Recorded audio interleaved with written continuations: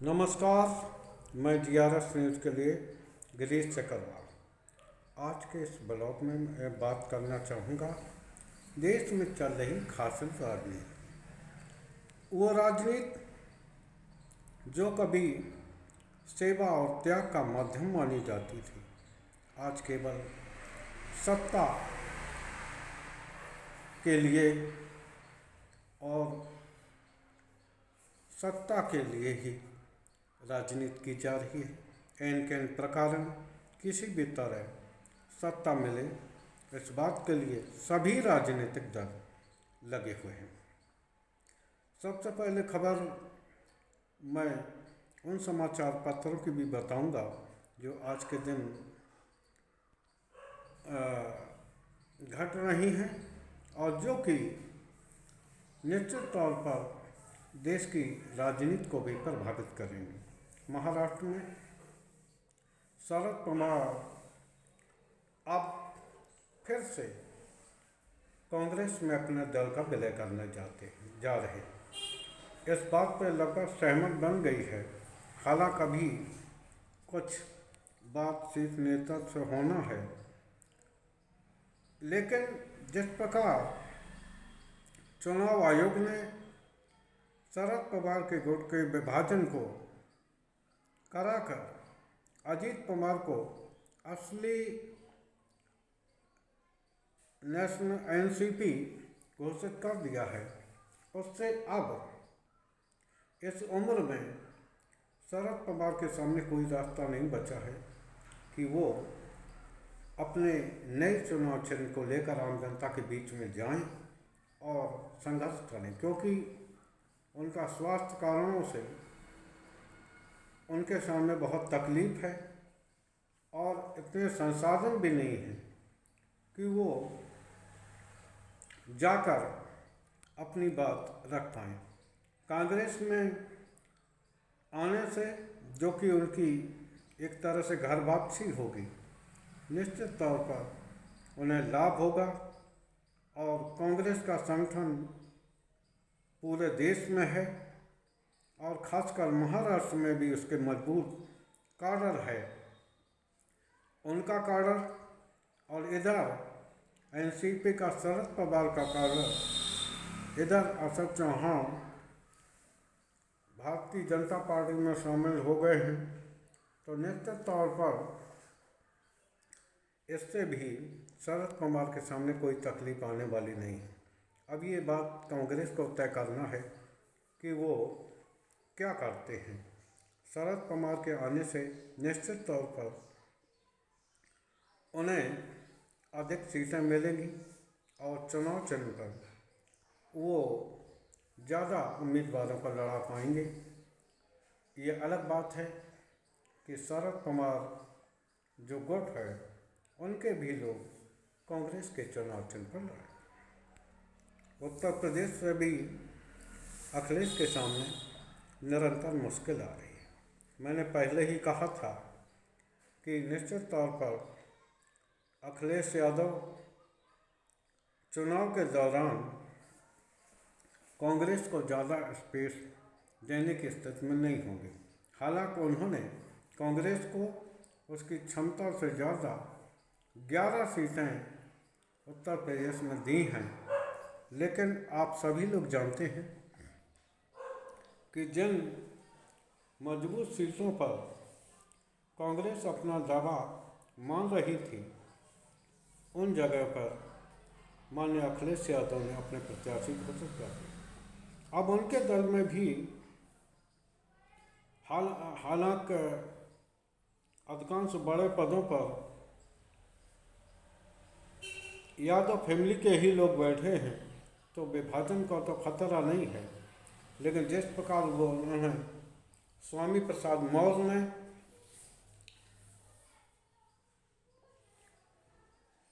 राष्ट्रीय महासचिव को पद को छोड़ा है, निश्चित तौर पर ये बड़ी घटना है जो कि आगे चल के समाजवादी पार्टी में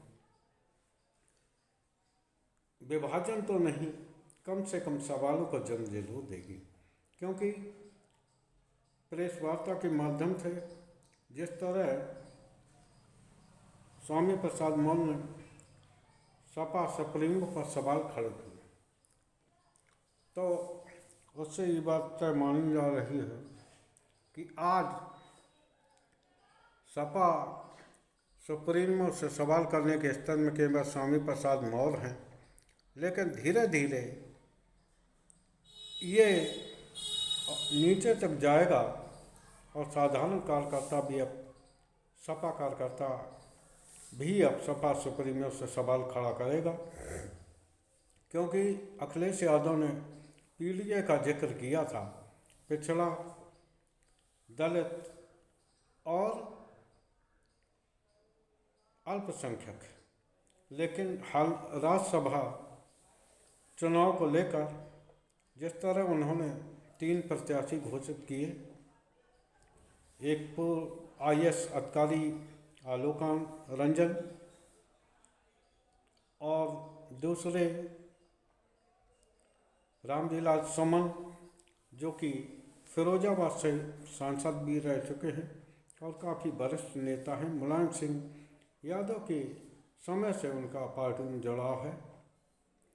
और तीसरी उम्मीदवार सरब विदित है, जो लगातार कई कार्यकाल से सपा के टिकट पर राज्यसभा में जाती रही, जया बच्चन। तो आलोक आनंद को अगर जात के अनुसार परखें तो वो कायस्थ हैं।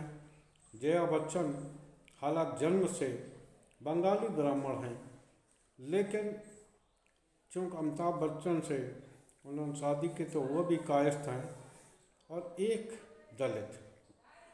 तो इस प्रकार जिस धारणा को लेकर पार्टी बढ़ रही थी, तो निश्चित तौर पर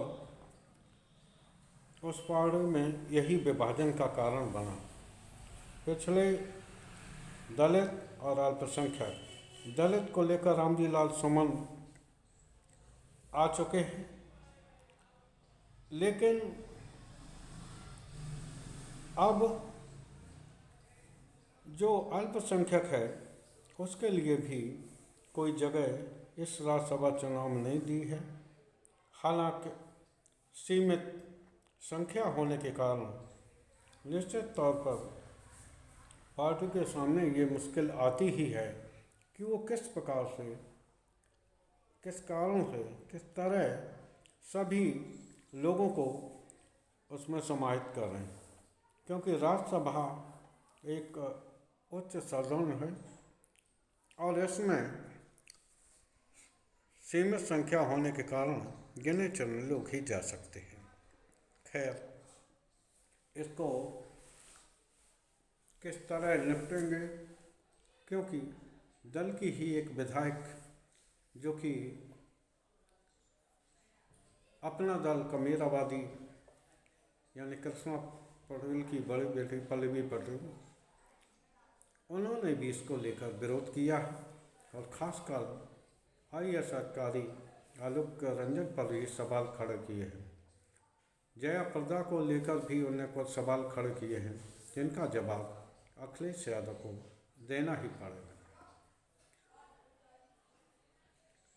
हालांकि अभी भी मैं कह रहा हूँ कि समाजवादी पार्टी में विभाजन की नहीं है, लेकिन जो सवाल खड़े हुए हैं वो सवालों के जवाब से अगर सपा सुप्रीमो बचते हुए नज़र आते हैं, तो जो सवाल आज स्वामी प्रसाद मौर्य, पल्लवी पटेल खड़ा कर रही हैं, आगे चलकर यही सवाल पिछड़े वर्ग के नेता कार्यकर्ता, दलित जात के नेता कार्यकर्ता और अल्पसंख्यक भी पूछेंगे। तो इसके पहले कि पार्टी के सामने गलत इससे निर्मित हो, इससे पहले ही सपा सुप्रीमो सामने आकर इस बारे में एक सार्वजनिक प्रेस वार्ता करके इस बात का जवाब दें, क्योंकि इस्तीफा देने के बाद स्वामी प्रसाद मौर्य ने पार्टी फोरम पर कोई मांग नहीं रखी। हालांकि उन्होंने राष्ट्रीय महासचिव पद से इस्तीफा दिया है, अभी पार्टी नहीं छोड़ी है, लेकिन ये तय मानिए कि जब पद छोड़ने की नौबत आ गई, देर सवेर वो पार्टी भी छोड़ सकते हैं। हालांकि उनकी बेटी अभी भी भाजपा के सांसद हैं, हो सकता अगली बार उन्हें टिकट न मिले, तो उसके लिए भी शायद स्वामी प्रसाद मौर्य चाहते हो कि वो राज्यसभा भेजी जाए या लोकसभा का टिकट मिले। खैर, क्या होगा ये सपा सुप्रीमो को ही तय करना है। और तीसरी खबर है कि आप सभी लोगों ने देखा होगा कि ब्रजभूषण शरण सिंह को लेकर फिर से ये कैसी खबरें आ रही जो बार बार ये कहते थे कि उन्होंने कुश्ती से संन्यास ले लिया है और वो अब कुश्ती संघ में भी जाने के इच्छुक नहीं है। लेकिन जिस प्रकार संजय सिंह कुश्ती संघ फेडरेशन के अध्यक्ष बने और उन्होंने जिस तरह का बयान दिया, दबंग हो दबंगई चलेगी, तो निश्चित तौर पर इसको पार्टी हाईकमान ने ऐसा लगा था कि गंभीरता से लिया है। लेकिन जिस तरह से ये बात निकल कर आ रही है कि उन्होंने अपने पुत्र को उत्तर प्रदेश कुश्ती फेडरेशन संघ का अध्यक्ष बनवा दिया है। पहलवानों का साक्षी मलिक, बजरंग पूनिया और विनेश फोगाट का भी ये बयान आया कि किस प्रकार उनको छलावे में रखा गया। पहले बात यह तय हुई थी कि निश्चित तौर पर खेल मंत्री भी और गृह मंत्री भी सामने थे, जिनमें बैठकर ये बात तय हुई थी कि ब्रजभूषण शरण सिंह और उनके परिवार वालों का कुश्ती संघ में दखल नहीं होगा। लेकिन जिस प्रकार भंग फेडरेशन द्वारा लगातार नियुक्तियां की जा रही हैं और जिस तरह से